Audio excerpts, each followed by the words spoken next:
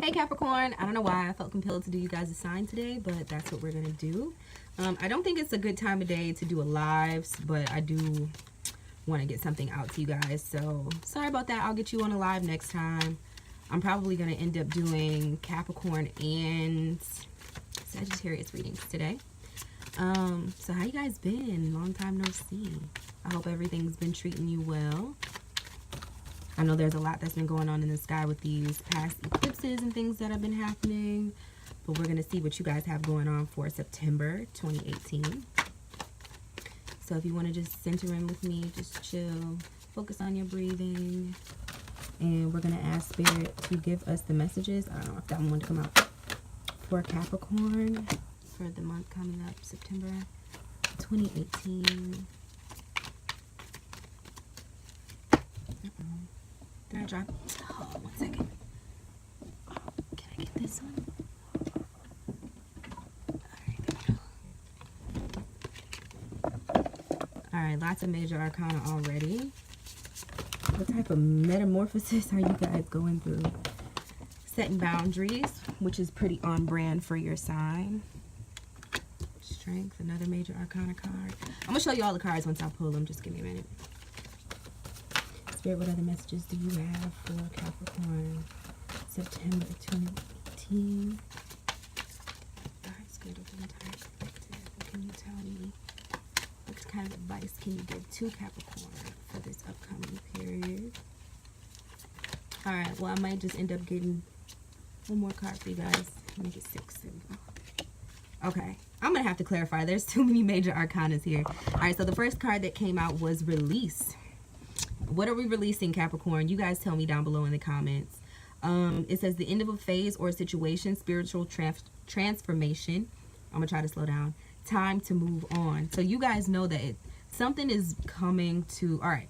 So with all your cards, I honestly feel like Spirit is asking you to come into your own awareness about you and the world that lies right outside of, you know, your extremities, what it is that you're able to touch and affect and manifest and mold for yourself, because you also have the Hermit here.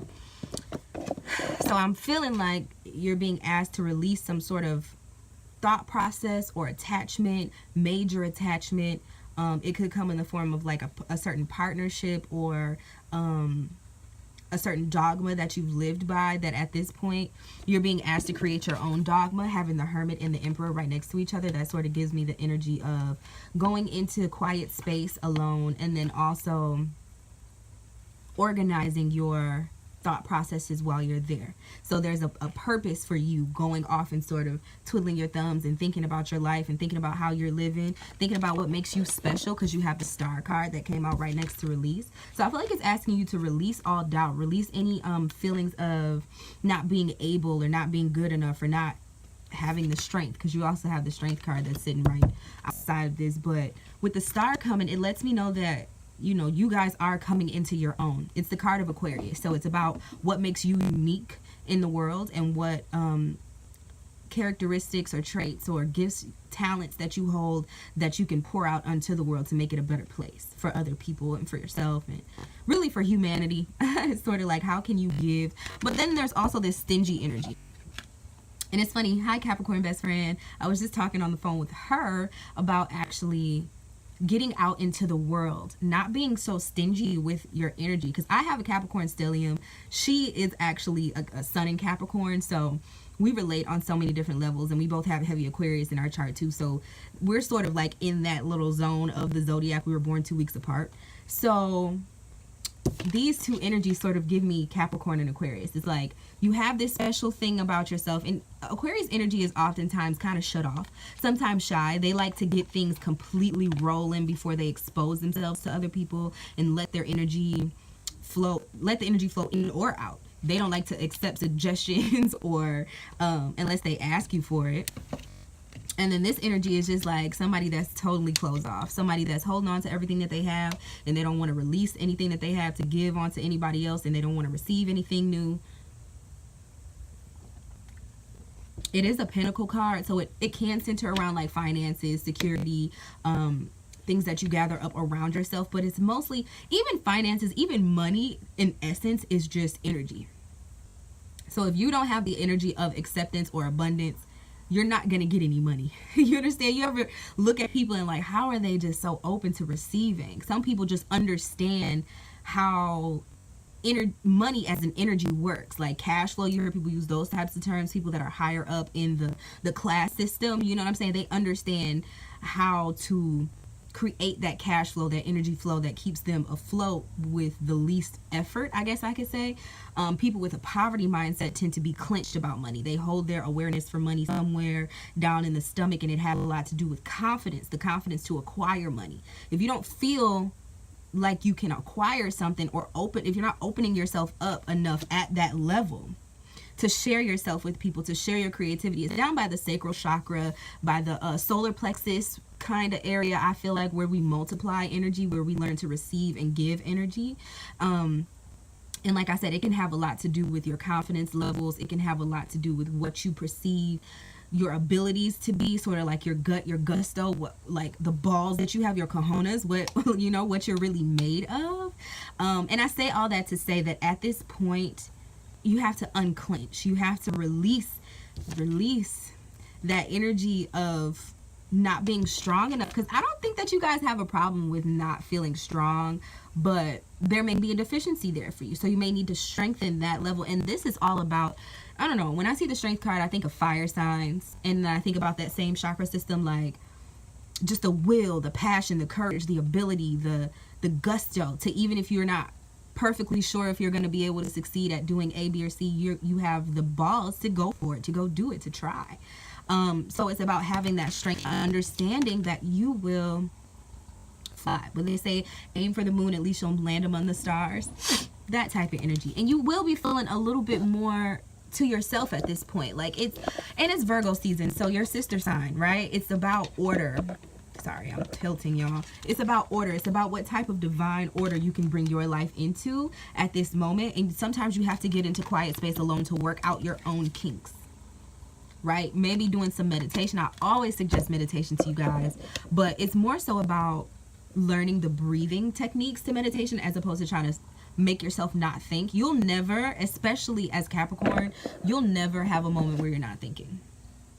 Like, you're always thinking about what's next. How do I elevate? How do I achieve? Am I doing this right? Even, you know, all the things on your to-do list, they're going to be going through your mind. But it's about watching the thoughts, and then also, just like I said, focusing on the breathing. If you get the breathing aspect, that's what's going to help with unclenching that space in your belly and making it so that you can be free enough to receive. You guys are really good givers, not so good receivers. And I want you to understand that you have everything that you need to give to yourself, but you have to open up yourself to the universe's energy.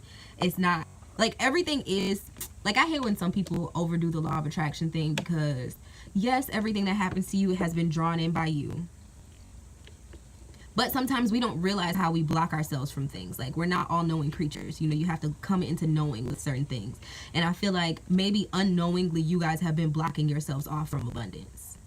Unknowingly you guys have, you know, just sort of been doing what's best for you. But I feel like it's time to really open up, expose your talents, expose your gifts. And you can do it like in baby steps. Like, you want to be organized about it, because you got this Emperor here. He's the 4 card. He's the card of like Virgo.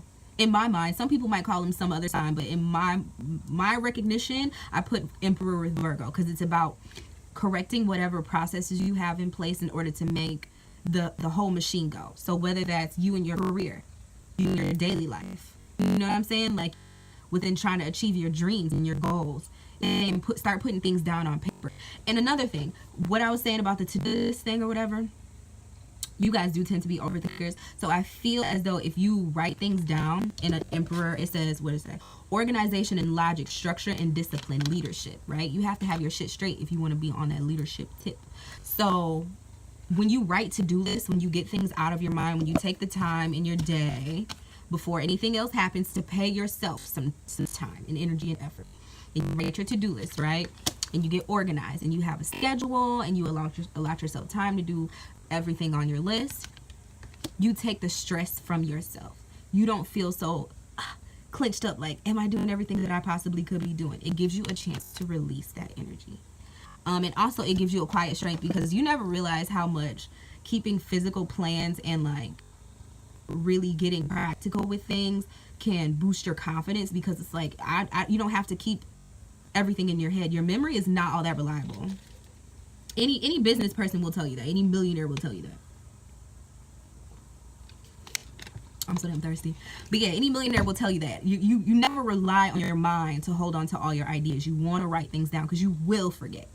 Some things will stick with you, but for the most part, you will forget. So, I don't know. I feel like I've rambled on enough. I hope you guys enjoyed this reading. As always, if you'd like a personal reading with me, you can always get one. You have to email me at nellforhighvibe@gmail.com, and we can set up time dates or time slots and everything for that.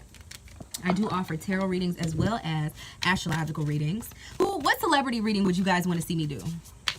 I really want to get off into doing celebrity readings. I just don't know who to pick. Like, who are you guys interested in? Just leave me a comment down below. Tell me who you would like to see a little bit more in-depth explanation of. Like, we can go into their personality. I'm not going to do nothing too deep. I'm not going into like transits and stuff like that, or progressed planets or anything like that. We're just going to read a basic natal chart, so that way you guys can see, you know, what it's like a little bit more, and also we can get a little bit of tea on maybe one of your favorite people. So hit me up with that, and follow me on social media. Everything is Nell Nicole, so NELLENICHOLE, on like Instagram, Facebook, Twitter. I'm in Nicole Mars on Snapchat, so go add me on there, say hello, so I know where you guys are coming from and I can say hi back. And I'll see you guys later. Bye.